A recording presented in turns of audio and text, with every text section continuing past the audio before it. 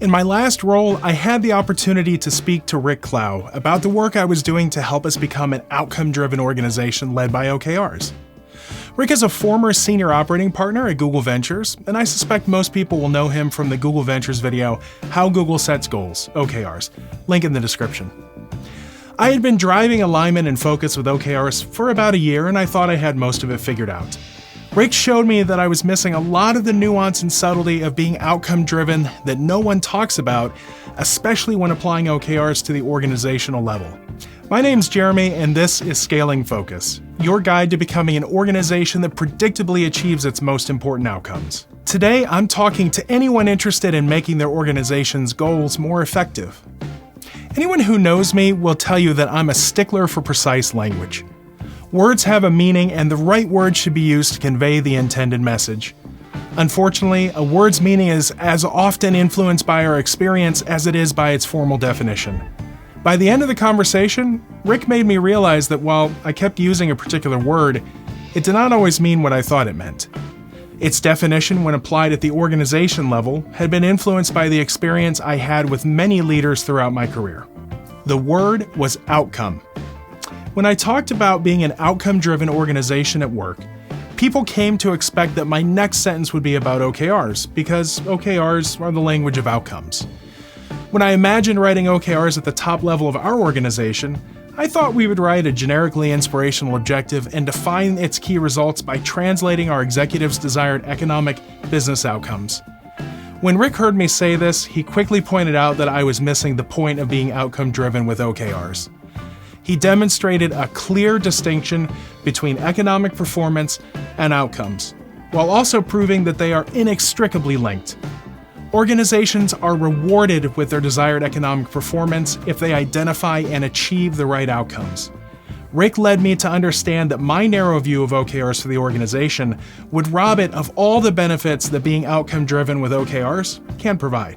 The foundation of my work on OKRs at that time was built on shifting our execution focus from completing output to achieving outcomes. I was teaching our business unit to frequently inspect progress towards outcomes so that real-time learning and feedback reinforced that the work being done was the right work to do, even if that meant pivoting. Because leaders used OKRs to create a shared understanding of priority for the business unit, teams were aligned to the same priority and could quickly identify and solve dependency conflicts. Teams actually had a fighting chance to achieve their outcomes because they could focus on the few most important priorities rather than struggling to support numerous conflicting priorities.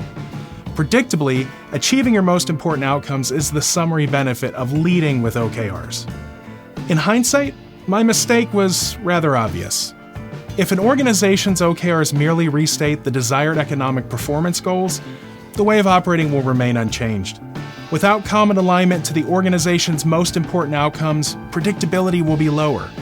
Without OKRs, the organization likely lacks the feedback mechanisms that keep organizations pursuing a path that lead to achievement rather than rotely following a project plan. Because economic performance is a lagging indicator, feedback mechanisms can't accurately predict whether the work being done now is the right work. Therefore, the organization fails to acknowledge the need to pivot. With no clear organizational priority outcomes to align to, internal teams are left to compete against one another for time and resources to support numerous competing projects and initiatives. It became clear that an organization needs to drive focus and alignment by setting outcomes. These outcomes must be the outcomes that most directly influence the capture of the rewards in the desired economic performance goals.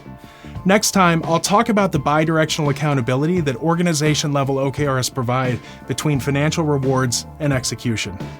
Regardless of your role, if you are contemplating whether your organization might successfully adopt OKRs, reach out to me by sending email to hello@scaling-focus.com. I'd love to connect with you to discuss the lessons I've learned and how they might apply to your organization as it contemplates OKRs. I'm Jeremy, and this is Scaling Focus.